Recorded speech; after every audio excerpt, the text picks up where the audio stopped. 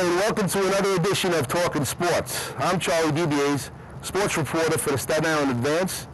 This week's topic is Catholic high school baseball playoffs, and our guest is Moore Catholic coach Nick Dasher. Nick, thanks for joining the show. Hi, Charlie. How are you? Moore Catholic this season finished undefeated, 15-0, and Nicky, as the time was going on, did become more pressure-filled, holding on to one undefeated? Were you concerned about it? What was your mind frame for the regular season this year? These kids, they try to compare themselves a lot to the 2005 team. And we never thought about an undefeated season, but as it went on and things started to happen, we felt something special was going on. So as the pressure got going and, we started winning, it was very important to them. And, now they know that as far as, undefeated was great, but now everything counts starting now.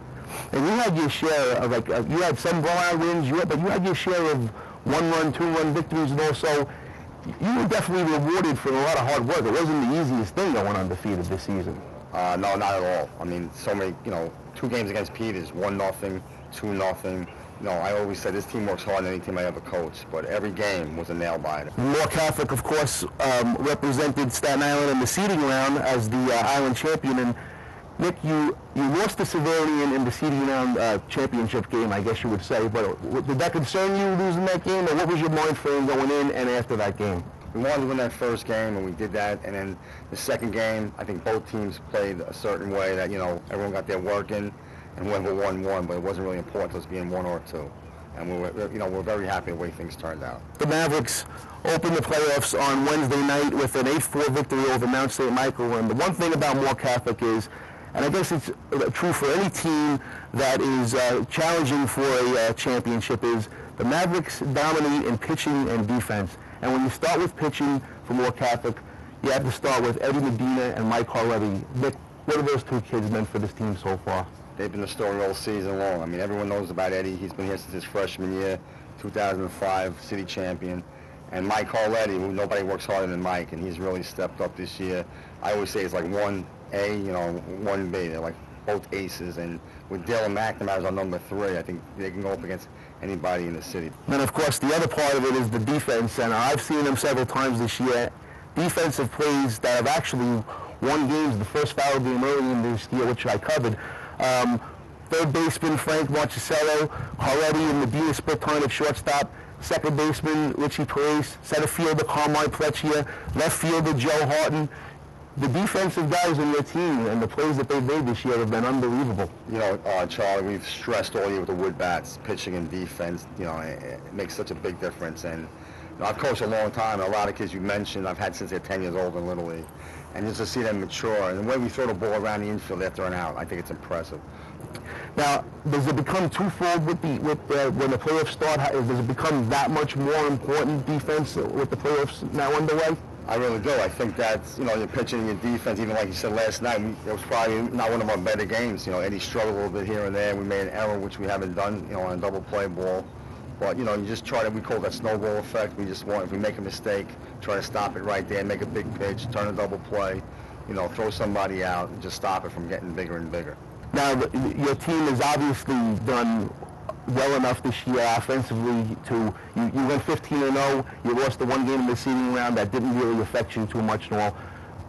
Are you concerned offensively? I know there have been times where you probably scratch your head, why can't we scratch out more runs? Are you concerned about that with the playoffs now here? I keep stressing to these kids, the next 3 games, hopefully that's all it is that they have 3 big games, it makes their whole season.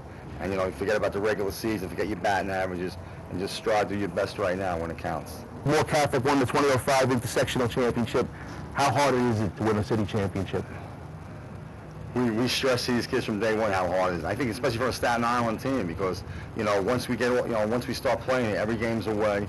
You're taking bus rides all over the place, getting out of school, dealing with proms, dealing with graduation, and it just seems like it's so hard to do. And you know what? You come out on 1 or 2 seed, everybody knows us. I think we may get more respect off Staten Island sometimes, and these teams all respect us, and they know that we have a quality program, and it's hard to win when you're supposed to win. And that's why the 2005 team was so special, to go undefeated, and then to win when every game was like a war, and that's why I always put them as the best team I ever coached, because they won when they had to win. The Vikings, unfortunately, were eliminated last night against Archbishop Stepinac and all, but Nick, You know, coming into the playoffs as the Island's third representative, they were 7-8. They won 4 straight games, including a 2-game sweep over Monsignor Farrell to get to the intersectional round. You know what? I'm sure they wish they were still alive, but they made a nice little run there. It was a great run, and you know, Gordy should be proud of what he accomplished with such a young team, and just the fact to win the 2 games to get to Farrell, then to go out and be a quality team like Farrell this year kind of shocked a lot of people. So they should be really proud of what they did, you know, and building on their future. Severian, of course, is the top seed. They almost beat them, Nick, and it's that much close where they can still be alive today. They lost 3-2. They had several opportunities. They got an outstanding pitching performance by Ray Thays. I mean, is that an example about how close the league actually is? I think that's a great concept you have right there, 1 through 8, you know, and that's a 1 seed playing 8 seed, and they were 1 hit away. They were actually probably, we got there at the end of that game, they were probably 3 feet away from a 3-run double in that last inning. They would have won the game. So you're really right when you say it's so competitive, 1 through 8, and like I said, they were so close to winning that game, and it would change the whole playoff format for them. And I think it also should be noted that the Vikings have several key players returning next season, and their JV also had a very good season. They reached the Archdiocese championship game. So we'll see what happens in the future. Nick, I'd like to thank you for joining the show this week. Thank you, Charlie. That's it for this week's segment of Talkin' Sports. I'm Charlie DeBiase. And remember, for all the sports results, please log on to www.silive.com.